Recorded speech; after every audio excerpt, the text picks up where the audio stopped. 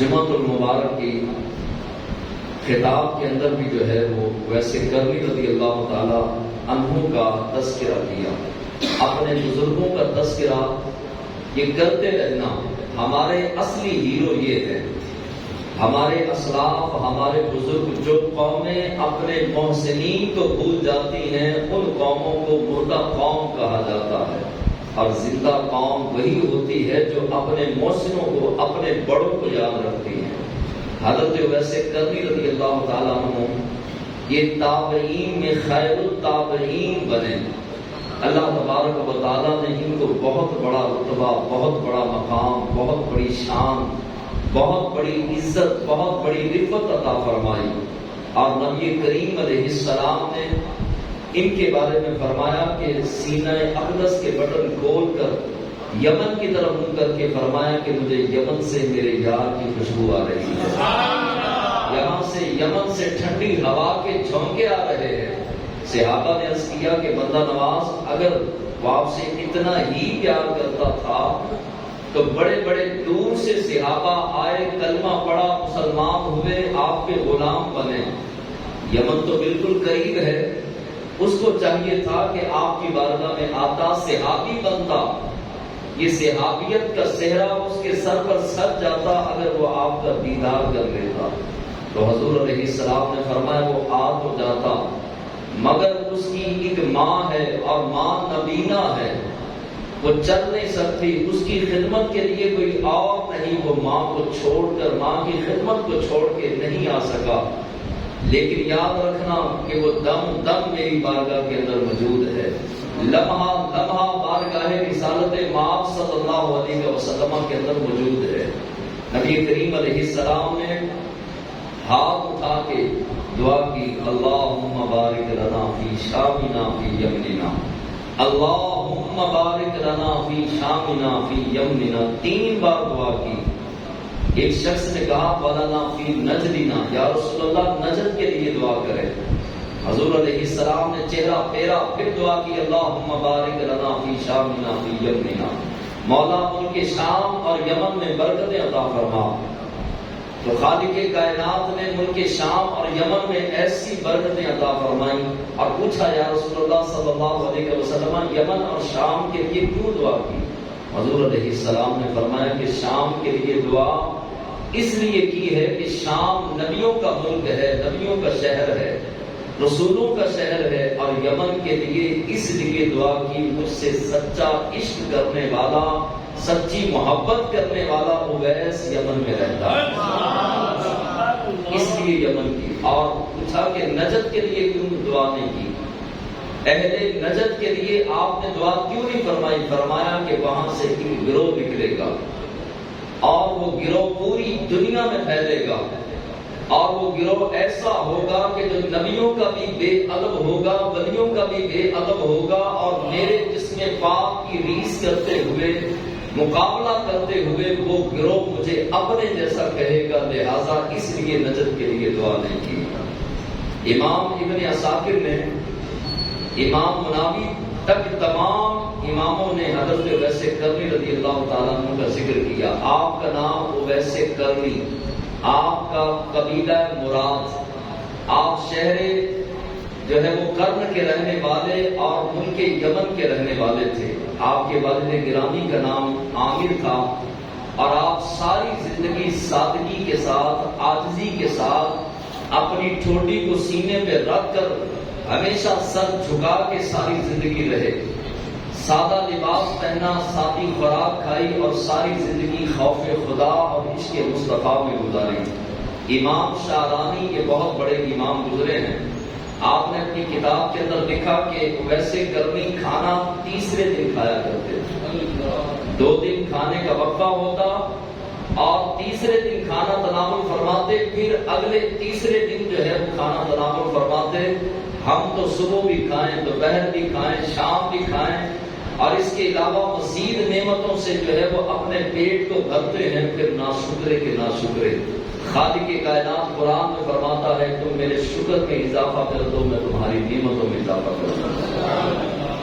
جو بندہ جتنا زیادہ شکر کرتا جائے گا، رب اس کی نعمتوں کو بڑھاتا جائے گا۔ ویسے کرنے رضی اللہ تعالیٰ عنہ کے شکر کا انداز دیکھیے.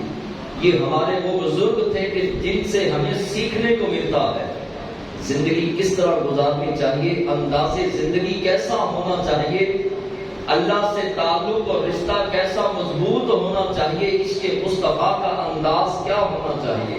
حضرت ویسے کرنی رضی اللہ تعالیٰ عنہ ایک مرتبہ کھانے کی تلاش میں آپ اپنا جو ہے یمن سے کرن سے گٹھلیاں, کھجوروں کی گٹھلیاں جمع کرتے اور جمع کر کے ان کو بیچتے یا کسی کے جانور جو ہے وہ چرا کر آپ گزارا کرتے. آپ رضی اللہ تعالیٰ عنہ کے پاس کچھ خربوزے کے چھلکے تھے اور وہ بھی آپ نے کہیں سے پکڑ کے اٹھا کے ان کو دھو کے کھانا شروع کیا اور ساتھ رو رہے تھے. کوئی قریب سے گزرا, کہا کہ اویس کیوں رو رہے ہو؟ کہا کہ قیامت کے دن اللہ تبارک و تعالیٰ ان خربوزے کے چھلکوں کا مجھ سے حساب نہ دے.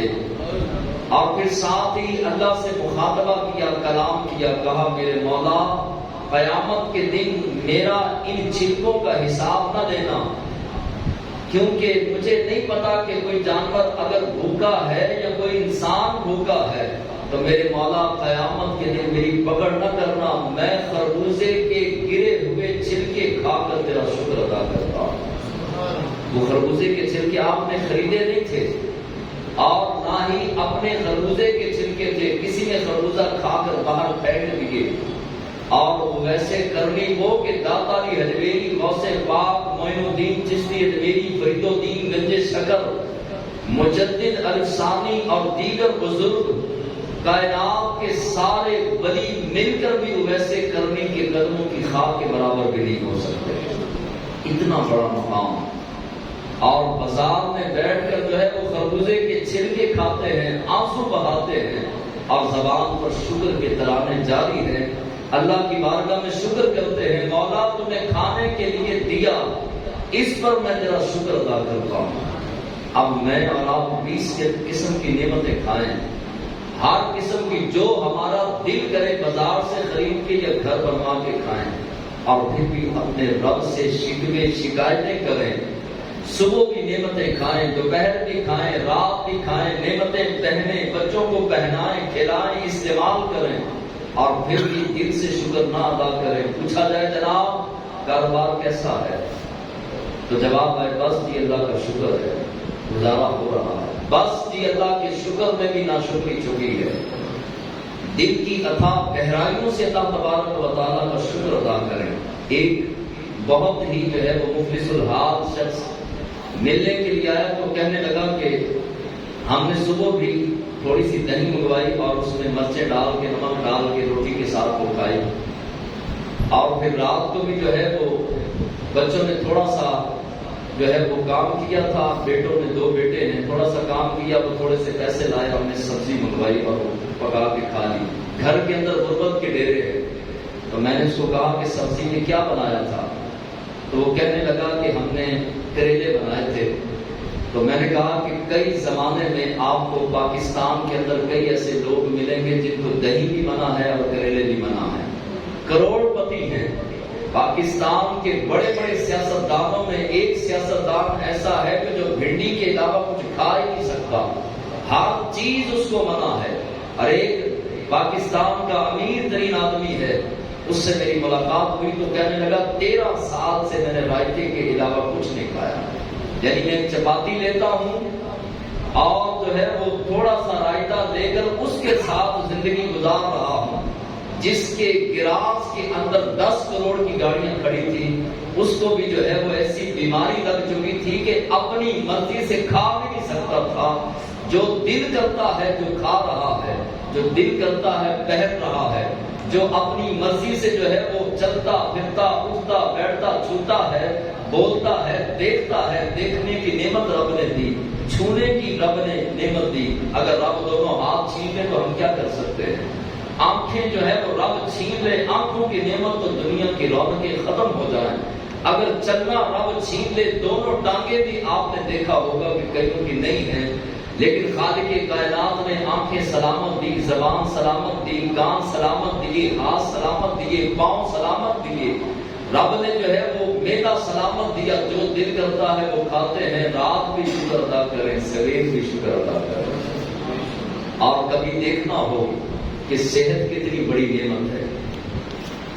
حضرت موسیٰ علیہ السلام نے خالق کائنات کی بارگاہ میں پوچھا کہ مولا اگر تیرا بھی کوئی رب ہوتا، ہے نہیں، اگر تیرا بھی کوئی رب ہوتا تو اپنے رب سے کیا مانگتا؟ کتنا عجیب سوال ہے۔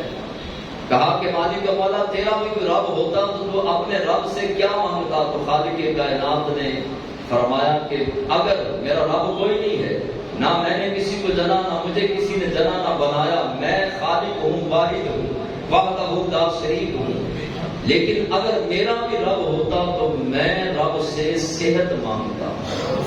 صحت کتنی بڑی دولت ہے۔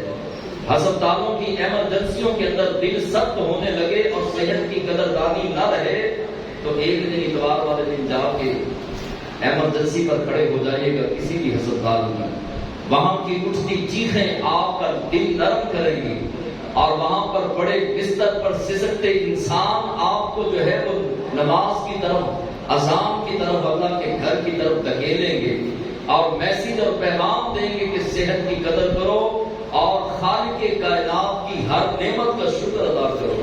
اللہ نے ہمیں چلنے کے قابل بنایا، دیکھنے کے قابل بنایا، اللہ نے ہمیں بولنے کے قابل بنایا، رب نے بچے دیے، ازواج دی، گھر دیا، والدین دیے، بہن بھائی دیے، رشتہ دار دیے، بیٹے بیٹیوں کی نعمت سے نوازا، کاروبار دیا، صحت سلامت دی، ہمارے اعضائے بدنیہ جسم کے حصے سلامت ہیں، اس سے بڑی اور نعمت کیا ہو سکتی ہے؟